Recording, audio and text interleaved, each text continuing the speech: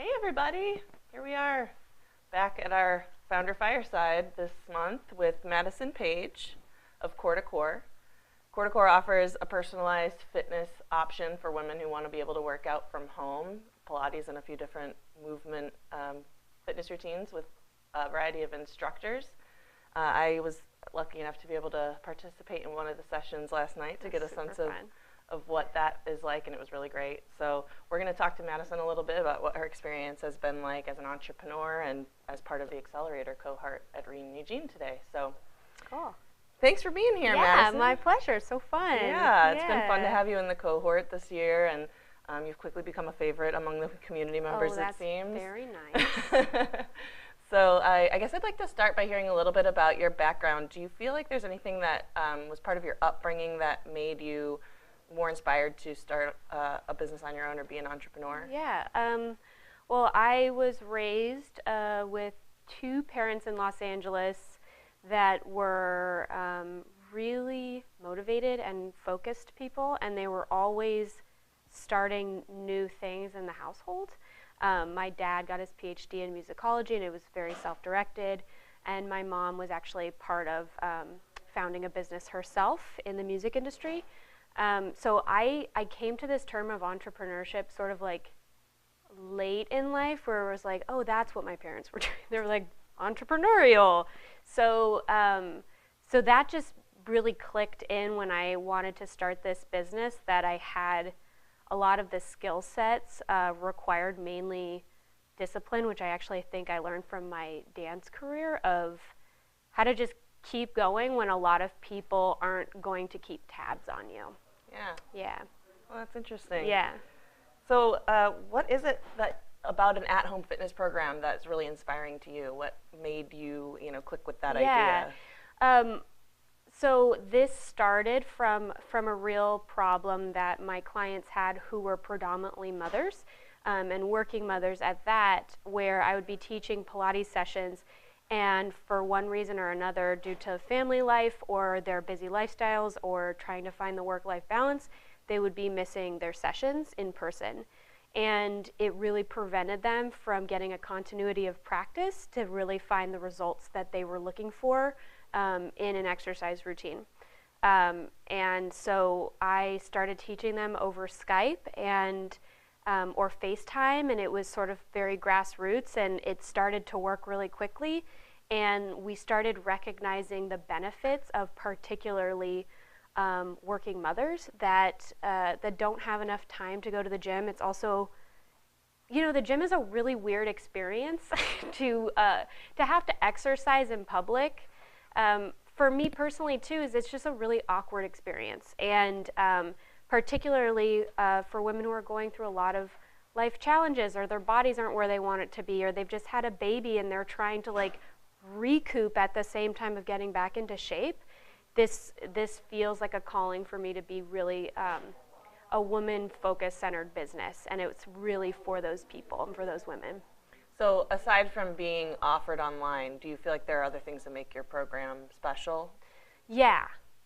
One, we know what we're doing, so I have 4 instructors onboarding right now. One of my co-founder is Dr. Annie Engelhardt, and she's a licensed physical therapist. So we really do have a deep understanding of how the body moves biomechanically.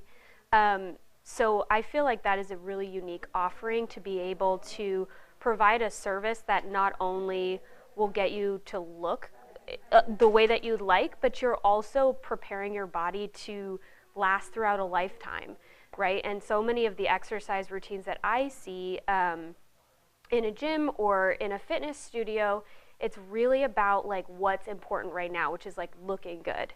But they're not actively promoting programs or a physical mind-body awareness to promote bone density health or any of the things that come on later in life, where I think a lot of people realize, I should have been more focused on this in my youth. Does that make sense? Yeah, that makes a lot of sense. Okay, cool.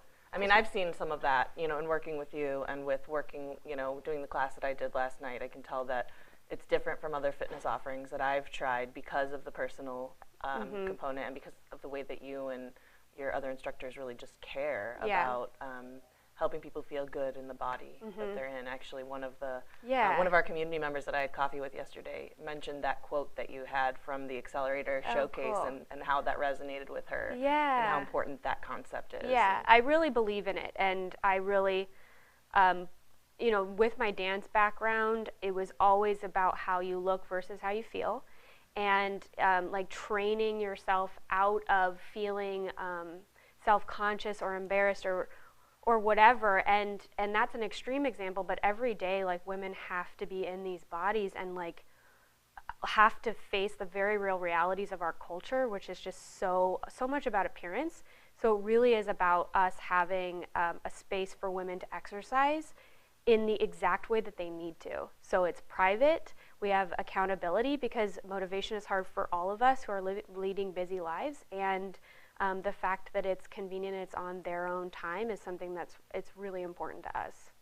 So when you have women, you know, participating in this online class, how do you find that it helps or affects their self-confidence, having to be sort of in that classroom with you online? Do they feel self-conscious having to put themselves on video, or are there ways that you help them work through that? Yeah, so we're using a video conferencing platform that we're really excited about, where we had a beta session where we had as many people sign on and take our courses for feedback.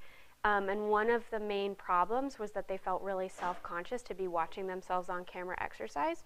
And the most important part is that we want to promote positive body relationship.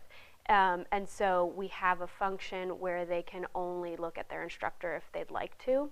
And the instructor comes up full screen, so they can start to actually work out in a really comfortable way. Cool. Yeah.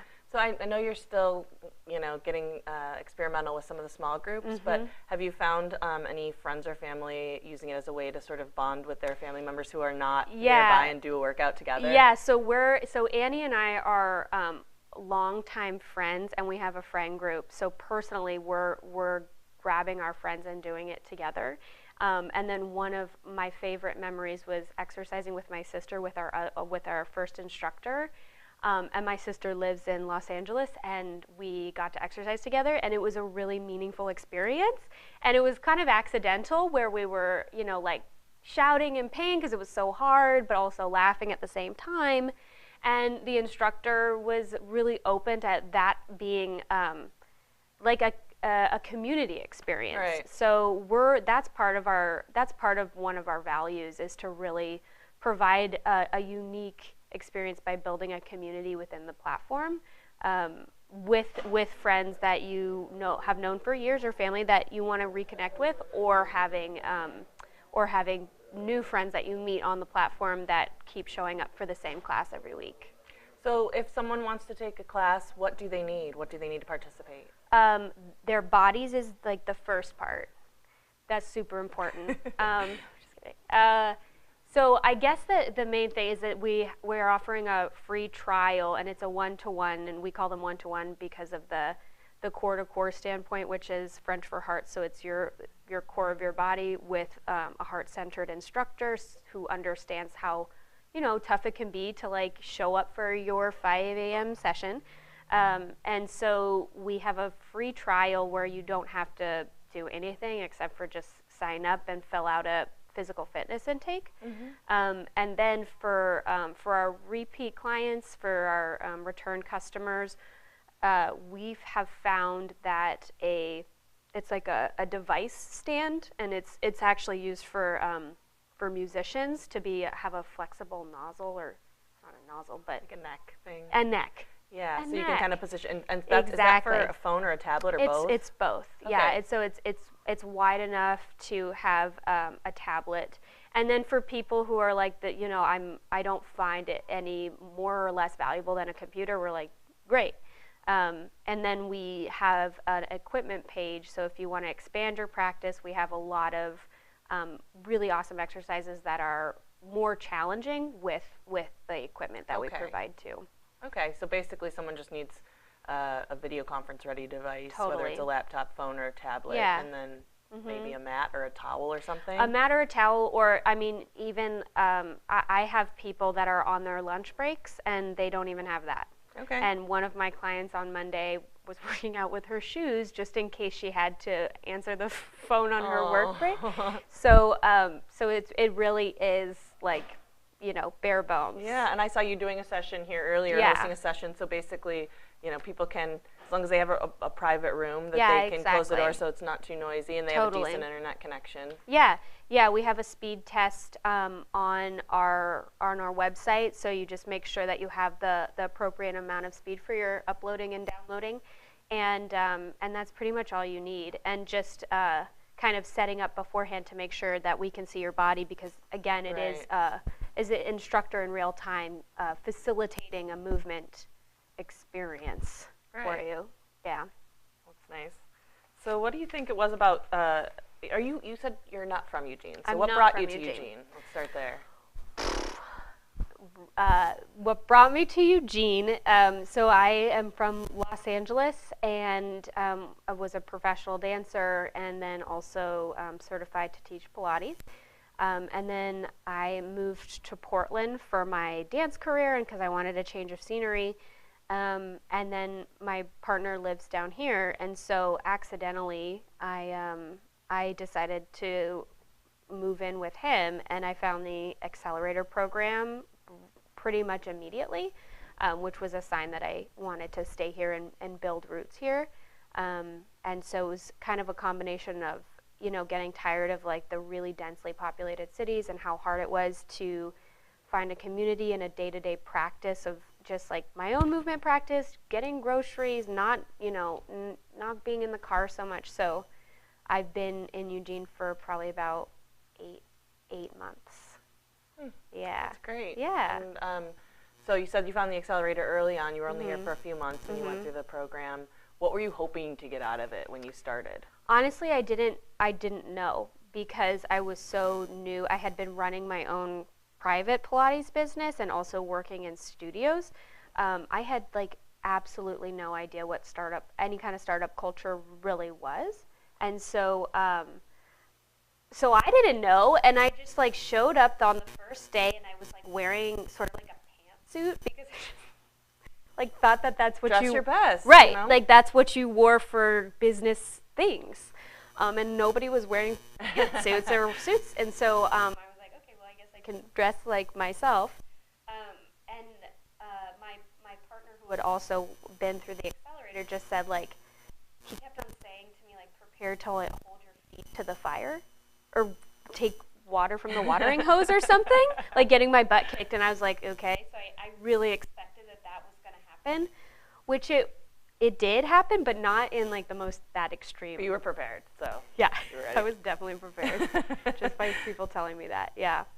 And also probably as you're going through, you're starting to recognize these habits that your parents had along the way and realize that this is probably something you're not that unfamiliar with. Yeah, and it's like, there's always, like, you have to have a humility about yourself as a professional dancer, and as you have to continually show up for your practice all of the time. So again, like, I think being a dancer really prepared me to come into something and not have a lot of like quote unquote like business experience, but I actually had this like untapped skill set that really prepared me. And obviously I'm still going to be learning for the rest of my life about this business. But I think those qualities help me to kind of understand how to run a business and do it without thinking that like I'm the best or a know-it-all. Like I'm learning, and I'm going to continue to learn.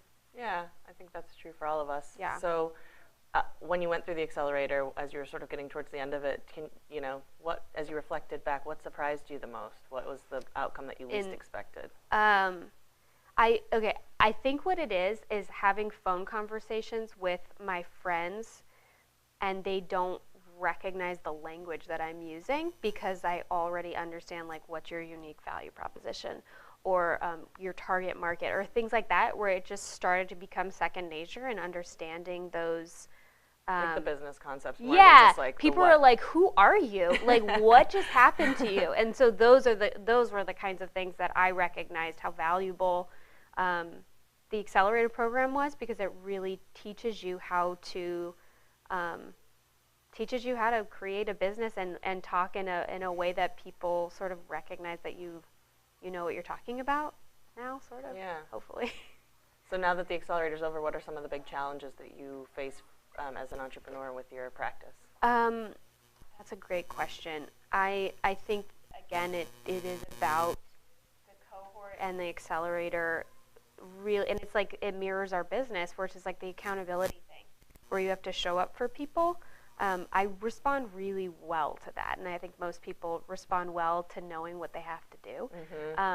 The entrepreneurial, it's kind of like a metaphor for life, I think, in a lot of ways, where the ground can be pulled, or the rug can be pulled out under you at any moment, and you kind of have to respond. You kind of have to not respond. Don't freak out about it. And so that's the entrepreneurial advice I have for anybody, is that at any moment things could be pulled out from under you, or if you overspend, or a client like really doesn't like the service, or things like that. Those are the things that are pretty scary right now, where I have to really keep my own structure, keep myself accountable, and learn to really go with the flow, because that's really is required right now. So what are some of the things that you do when you start to feel overwhelmed, or like the challenge is too much? I'm a obviously big fan of exercise. You know? Yeah. That's a good one. So what I do is I go on a walk if the weather is nice, and I try to remove myself from like the experience that feels overwhelming, and that for me, for like a nervous system response, if I just switch it, then I redirect my behavior. It's like a child or something. You just redirect the behavior, and you walk around, you reflect, and you get a little perspective. And I think like zooming out and finding that that lens to zoom out, to get yourself some perspective, doing practical exercises that make sense, and then come back into your desk work or the task with a different perspective. Yeah. That's good. That's a good practice. Yeah. Good way to kind of self-cultivate, like totally. Dealing with some of those.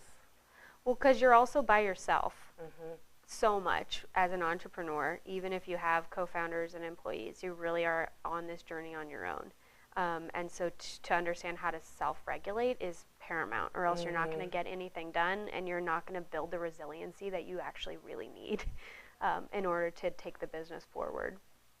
So when you started doing, it wasn't called Core To Coeur originally, but when you started the practice that you've now evolved into Core To Coeur, you said that it was sort of you and your friends working out remotely, and that's evolved forward. What have you learned about your target customer since then? Yeah, well, the best thing that we did was the beta study, where we got to reflect through surveys and through customer validation, like understand our target market, which is we understood that it was for a specific type of woman. Men can do it too, of course, but I think as women we face unique challenges in terms of body shaming and all of that kind of stuff, and it can be really a lot harder to exercise in public, so that's why we started gearing it towards women. And simply because when we opened up the beta, it was basically a cold email, and everybody except for one man was a woman that signed up. So that right there was like, oh, okay, who needs this service? Like, women. Great. Maybe not all women, and that's totally fine. We're just really focused on women who are, working professionals who also have families and very busy lives. So I guess what we learned, we asked them questions about their experience around like, what would you call the experience that you're having? So we're using their language to communicate the value of the service, as opposed to calling it something that's not going to be meaningful for our customer. So we have like, mind-body exercises that came up a lot, and it feels like it's like energetic, like it feels like there's an energetic difference from when you start to when you finish, where you feel healthier and more positive and more optimistic. So we learned through them, really, which is oftentimes, from what I understand, the other way around, where people have a business or a thing that they think that they want to put into market, and then they push it and they put a lot of money behind it, and you haven't even found out if anybody wants the thing. So we really took the time to make sure that people wanted the service. Where are most of your customers located right now? They're all over, and it's an equal split from West Coast and East Coast.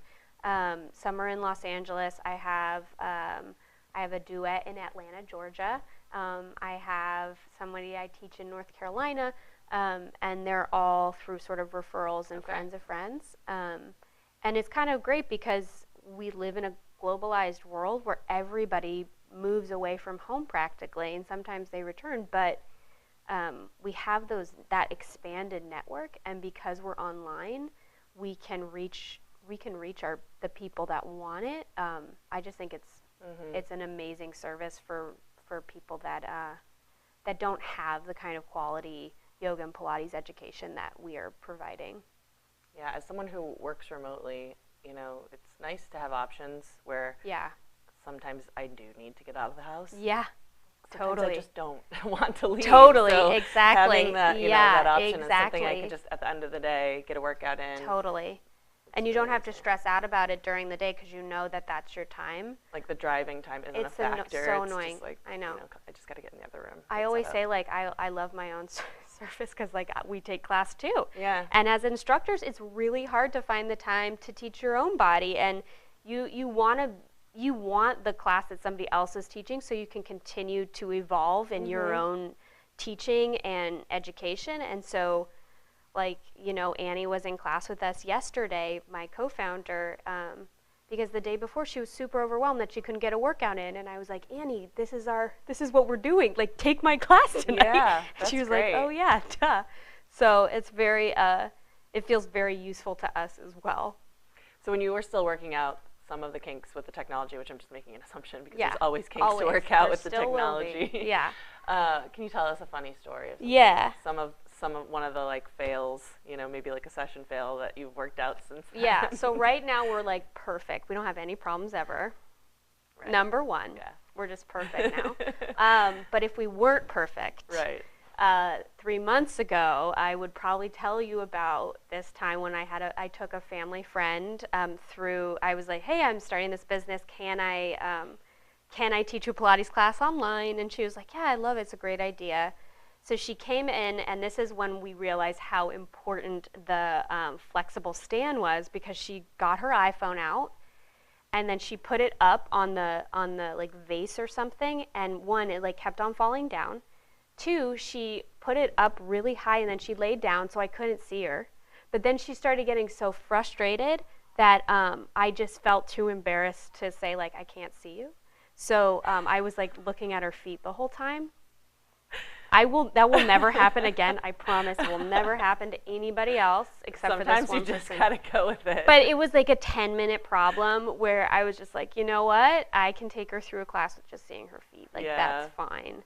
And so anyway, she sent, it's fine now. But it was like a good lesson where you really have to understand, your tech and also your service. Yeah, I imagine so. Yeah. I mean, I kind of work through clients with clients often where most of the time these days they've been on a video conference, but it still happens. It still happens.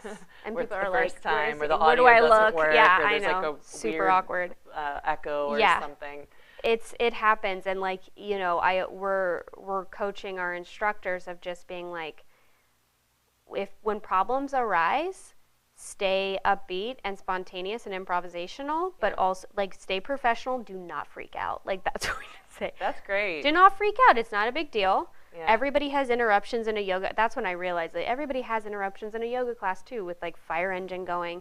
Like, we are not unique in the. It's just different challenges. It's just different challenges, and really understanding and being proactive about those challenges. Yeah, and I imagine a lot of times once you've worked through it with the customer, Yeah, it takes practice. Yeah. Yeah. And then the customer is educated too about how to kind of troubleshoot on their end too, which is super important. Cool. Yeah. So what are some of the things that you're working on now? Now we're working on customer acquisition, so we are spending a lot of time really honing in our marketing efforts, and so we are bootstrapping all of this ourselves. And the idea is that, well, one, we don't have to fundraise yet, and we don't have to sort of ask for money yet, quite honestly, because everything that we have is it's already working. So what we're doing now is building as many people into the system as possible to prove out our concept and to show traction, because the video conferencing can scale, our scheduling platform can scale, and our instructors can scale. And so until we have like a really, really robust community of clients, we're not going to fundraise. So we're working on building out our marketing efforts and spending time in the places where our customers are and getting them to try out the service. That's an exciting place to be in. It is sort of exciting. It's also very overwhelming. Yeah. But it is really exciting because it's almost like this thing that you've made, and it's actually working, and people are doing it, and that's like, God, it's amazing. There are classes happening that you're not actually a part of. Totally. That's an important step. Yes, like the best thing that happened was when Annie was teaching a yoga class, and I couldn't come, but I just wanted to tune into it. So I was in a meeting and listening to her, and she was teaching, and I was like, this is amazing. Like, this is working. Nice. Yeah, it's really exciting. Well, congratulations on that. Thank you. So are you offering any specials for new signups at this point that you might want to tell the world? Okay, world. So we offer our free trial. So like I said, so our one-to-one private sessions are, our first session is always free. And we offer for the next 2 months 50% off of your one-to-ones and your small group sessions. And then if you go to the website, there will be more promotions that we'll be offering for the people that are consistently taking class. Yeah, but those are the first two. And the code was? Well, I guess we can use 50 free. 50 free. Yeah. Number 50. 50 FREE. And that's at coreTocoeur.com. coreTocoeur.com, or because people can't spell the last one, which is fine, C2C Fitness. Okay. .online. C2C Fitness.online, and that redirects to. Yep, exactly. Yeah. It's easy. Well, I highly recommend trying it out. And maybe just pick a small group class that works with your schedule and see if it's something that you might like. Yeah. So, yeah, thanks for taking the time with us. Problem, is there anything Lauren. else that you want to share? Or? No, I mean, well, just about the accelerator and how important it was for the development of my own personal skill set and for the business, and the kind of quality of education we had was like pretty imperative for the growth of the company. So that's awesome. I'm so glad to hear that. It's great to see, businesses like yours that are coming out of that and finding so much value in it. Yeah, it's so fun, and it's really hard, but it's very fun. It's always hard. Entrepreneurship is not easy, but worthwhile, hopefully, in the long run. Yeah, totally. If you can make it through the highs and the lows. Totally, totally. Right on. Well, we'll be back next month with another Fireside with one of the other entrepreneurs in the community, and we'll have that announced shortly on the RAIN Eugene Facebook page. So I guess we'll just sign off now and say thanks, everyone, for watching. Yeah, thank you. Have a great day.